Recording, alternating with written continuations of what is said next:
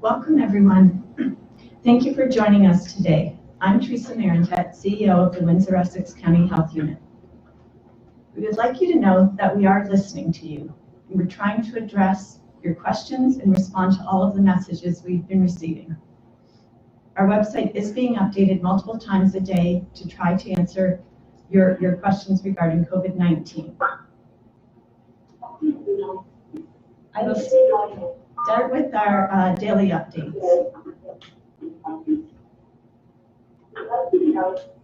The leader has muted your line.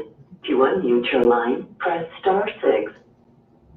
We now have 2,792 confirmed cases of COVID-19 in Canada, and 588 of those cases are in Ontario. Chatham-Kent has 2 cases. The state of Michigan now has 1,791 cases, with 563 cases in Detroit. To date, we have 4 confirmed cases of COVID-19 in Windsor-Essex County. Overall, 554 individuals have been tested for COVID-19, and of those tested, 355 tests are pending. These numbers reflect the total amount of testing done in our community, including Windsor Regional Hospital's COVID-19 Assessment Center at the OLET campus. With increased capacity for testing at the Public Health Lab in London, it is anticipated that waiting times for results will decrease. Please continue to visit WECHU.org for the most current information. If you have traveled outside of Canada and are feeling unwell and need to seek a health assessment for COVID-19, there are 3 options available. Complete the online self-assessment tool available at ontario.ca, contact Telehealth Ontario, or call your primary care provider for a phone assessment or a virtual assessment if that is available. They will guide you for next steps, including contacting public health or attending an assessment center. Only people with COVID-19 symptoms will be tested. The criteria for testing includes a person who has fever or cough and any of the following within 14 days prior to the onset of illness: travel outside of Canada, a close contact with a confirmed or probable case, or a close contact with a person with acute respiratory illness who has been to an impacted area. I will now turn it over to Dr. Wajid Ahmed, our Medical Officer of Health, for further updates regarding COVID-19.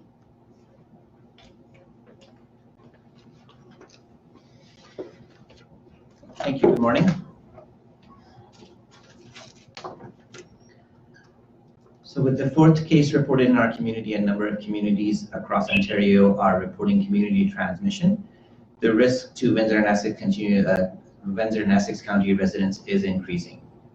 So far, all our confirmed cases have a travel history, but it will be a matter of time when we start to see cases in our community, and we'll start to see community transmission. So I'll pause for a second to explain what community transmission is. Most of these cases, they have some kind of a link with travel or a contact with a confirmed case of COVID-19. When we see a case with no such links, no such travel history, or no contact with a confirmed or a probable case, then it is deemed that it is in our community, and that is why we have to take stronger measures to control it. We have to follow public health recommendations when we start to see community transmission, which is already happening in many of the community, of staying indoors and not going outside unless it is for groceries, pharmacies, or any other critical important work that cannot be done from home. I am urging people to please follow the advice of our public health nurses. If they're asking you to self-isolate, if for any reason, it is absolutely important that you must self-isolate yourself to protect your family and protect your community. Anyone who has gone to the assessment and testing center and was tested for COVID-19, they must self-isolate themselves until they get their results back. It is important for all of us because the individuals who are tested are probably deemed high risk by the healthcare provider, and they can potentially spread the COVID-19 disease in the community. Until we get their lab results back, they must self-isolate. The long-term care homes received more directions from the ministry to restrict resident movement. Residents of long-term care homes will no longer be able to leave their facility to visit their friends and family. they can go outside as long as they are still in the property. Staffing at the long-term care home is temporarily ordered by the Chief Medical Officer of Health, which gives them more flexibility to free up valuable staff, identify staff priorities, and develop, modify, and implement redeployment plans. Yesterday, we talked about the healthcare workers who work in more than one institution, and I recommend that they should work with their employers to try and work in only one institution. I recognize the important role and contribution of our healthcare workers in providing specialized care to their patients, and I have utmost respect for them. I also recognize that some of these workers are highly specialized and highly trained to perform certain duties that no one else can do, and they may be needed at more than one facility. Let me just be very clear. My recommendation is not to restrict their movement and potentially deprive any of these facilities from these specialized healthcare workers. What I'm recommending is staff that can work easily without causing any risk to patient care should look for ways to work only in one institution. We must do everything to minimize the risk of COVID-19 spread in our healthcare facilities and, more importantly, our long-term care homes. On the same note, I also want to urge the employers in all these settings, all the employers in Windsor-Essex, to ensure that they are still following the public health recommendation when it comes to physical distancing, environmental cleaning, regular screening, and monitoring of employees' symptoms and appropriate personal protective equipment as needed. All of us are in this together, and we must work together to prevent the spread of COVID-19 in our community. Everyone should continue to practice physical distancing, wash hands with soap and water thoroughly and often, cough or sneeze into your sleeves or tissue. Most importantly, if you are sick, please stay home. Keep surfaces clean and disinfected, and protect yourself, your family, and the community. Thank you. We will now take questions from the media. We'll start with CTV. Can you tell us a bit more about The leader has unmuted your line. who is it, where do they come from? Hello? Age?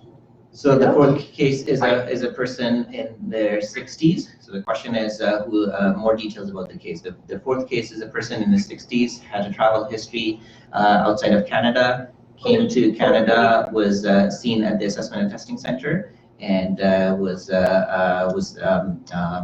got the results back. And we have reached out to all the contacts of this person, and they're all been told to self-isolate as per public health management guidance. We'll now take a question from Windsor Star. I'm sorry, I didn't catch the information about the fourth COVID-19 patient. Could you repeat that? So the fourth case of COVID-19 in our community is a man in his 60s and had a travel history outside of Canada, came back to Canada, developed some symptoms, went to the assessment and testing center, and was tested positive. We have reached out to all the contacts in the community, and they were all advised to self-isolate and self-monitor their symptoms. And if they develop any symptoms, they will have to contact public health or their healthcare provider. Doctor, on your comments on the community transmission, does community transmission, does the danger of it create a heightened state of awareness? Do we need to be more confined to our residences as a result? So the question is, with the fear of community transmission, we should be confining more. What the measures we are trying to put in place is to prevent that community transmission from happening in our community. All the cases that we have in our community right now are all travel related, but we are noticing that more and more communities across Ontario and also in Michigan, they are reporting community transmission. So it's just a matter of time that we will get there. So as long as we are all playing our part, well, people who are asked to self-isolate, they're self-isolating, and people who are right now asymptomatic with no obviously disease, they still need to be at home to prevent and limit that. As much as we can do to prevent the community transmission in our community, we have to take those action, and that's what we are trying to do right now. One more question, unrelated thing. If we are confined to our residences, are we allowed to leave the residences for exercise recreation purposes as long as we maintain social distancing? Well, I think that you have to make a judgment call on that. Obviously, recognizing that people cannot be home 24/7, especially if they're not advised to self-isolate.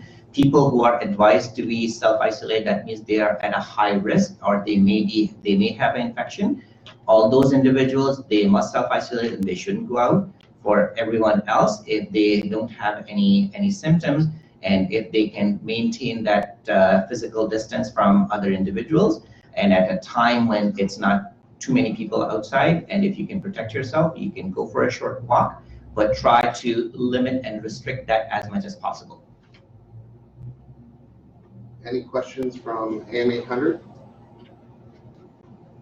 Dr. Ahmed, you mentioned this man in the 60s traveled outside of Canada. Can you mention where outside of Canada? Was it Michigan again? Can you mention any details? So the question is where outside of Canada. So this gentleman traveled to a different part in the United States. Any follow-up questions? And a follow-up, one more question, sorry. Similar to the question I asked yesterday about do you think people are taking it serious? There's photos obviously circulating on social media with people waiting in lines outside of shopping stores and shopping centers. Just your comments on that. Well, I guess I can't emphasize it much that how important it is for all of us to follow the recommendations to prevent the community transmission. I just touched on that part. People who are not following those recommendations and those advice, they are not acting in the interest of their community, and also they're not doing their social responsibility. We all have a role to play. We have to protect our community, our families, our children. We all have to follow what the recommendations are. This is not something that should be taken lightly. All the measures and action that we are seeing across the world, across the country, across the province, those are all very unprecedented measures. These measures doesn't happen in every day. This is serious stuff, and people should understand that. And if they have any question, please go to our website, read some information, and recognize that how important it is for us to monitor and follow those instructions. Any questions from CDC? Yeah, I'm just wondering if, as we're hearing more and more about community transmission, is that, there's robotic voice in addition to what else I'm hearing. Can you hear me? Yeah. Go ahead. Okay, sorry about that. There's so many sounds coming through this line. I'm just wondering if, as we're hearing more and more about community transmission, if you're going to expand the testing criteria from what it is right now. So the question is, as we're hearing more about the community transmission and expanding the criteria for lab testing, so what we know is obviously there is now a lab in London that is operating and functional, and they are providing the test results back quickly. We will see a change in the testing criteria and testing guidelines from the ministry soon, and we will have further information to share with the community. At this point, I can say is the testing capacity is increasing across the province, and we'll continue to see an increase. And when that is there, we will be able to do more testing in our community as well. Okay, and just a follow-up question, I'm wondering if there's any conversation around potentially closing down access to public playgrounds. So the question is potentially closing access to public playgrounds. Again, we have to do our risk assessment. We have to see what's happening and what is happening in those facilities. Some of these individuals, when they're going outside, they are maintaining their physical distance. They are doing everything that they should, but some are not. So I think it depends on what the risk is, and we will make those recommendations based on those risks. Thank you. Any questions from Windsor-Essex.ca? The President of the United States has said that this will be over by April. What would you say to people who are believing that and how unrealistic that is?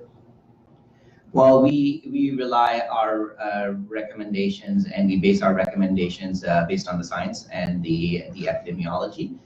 based on the epidemiology, even in China, the situation is getting better, but other places are continuing to see some of the increases. So we know that it will take us a little bit of longer than what many people hope to get through this. The key point is what proactive measures we can take to reduce that number, and that is what our focus is right now. So I'm not looking at what the end goal is. I'm just more focused on what we need to do right now, and we're just pushing some of those recommendations forward, which would help us in the long run to reduce the number and reduce the spread in our community. Any follow-up questions? CTV? Windsor Star? Okay, seeing none, thank you. Thank you. Hello? Oh, hello, is there a question? Hi, yes, I'm Jared Bell from Kaiser, Canada. I have a question. Okay. Yes, have any measures been put in place to protect the migrant farm workers in the county from the coronavirus?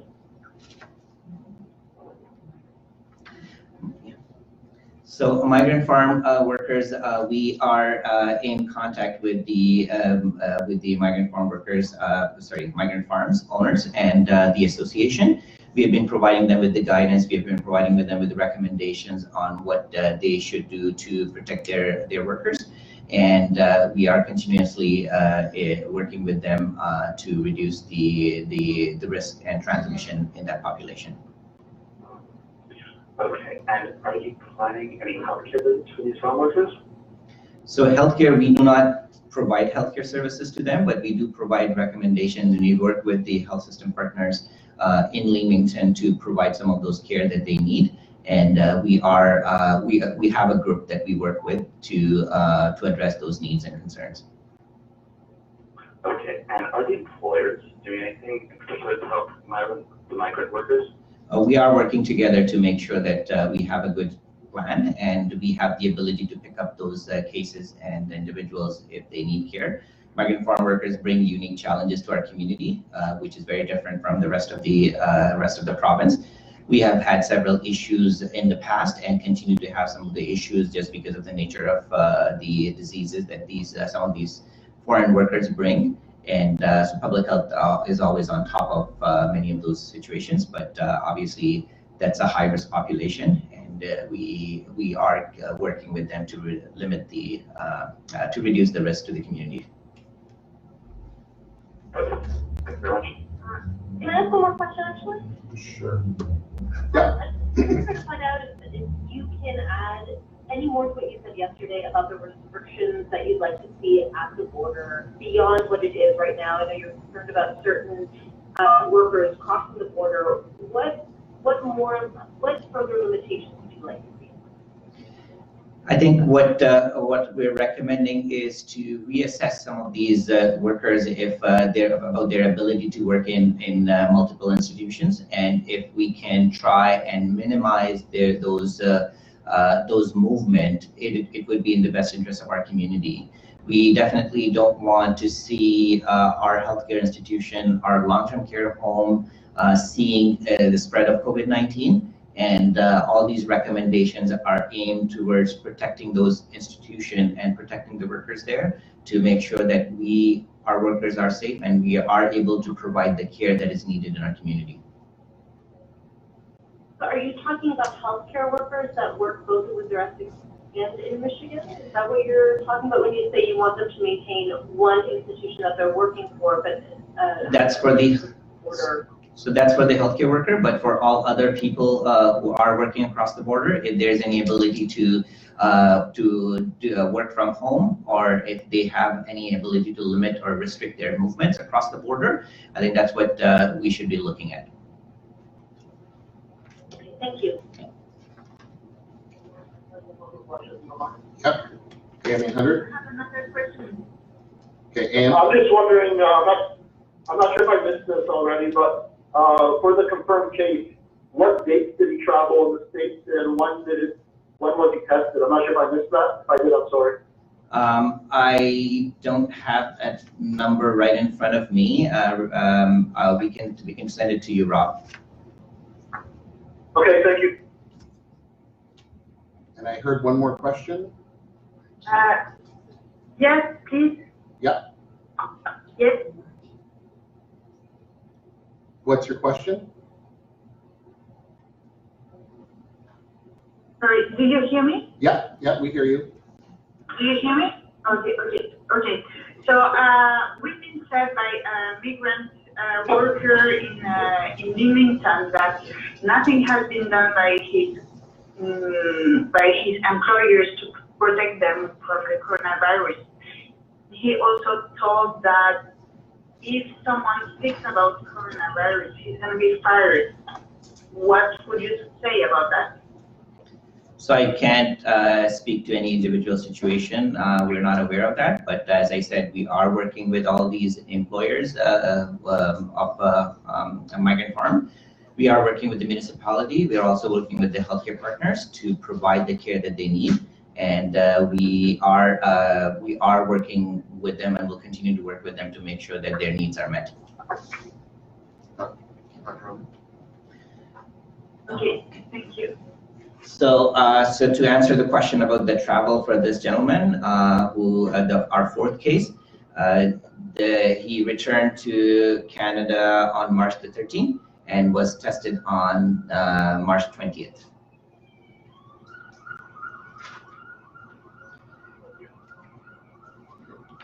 Thank you, everyone. Okay, thank you.